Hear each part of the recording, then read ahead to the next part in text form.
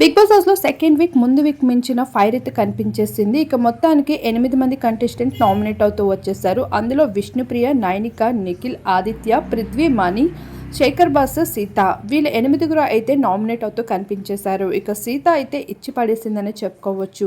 అయితే సీత ఇక్కడ ప్రేరణాత్ కూడా నామినేట్ చేసుకుంటూ కనిపించేసింది. ప్రేరణ కూడా తనలో మరో యాంగిల్ అయితే మనం చూసేయొచ్చు.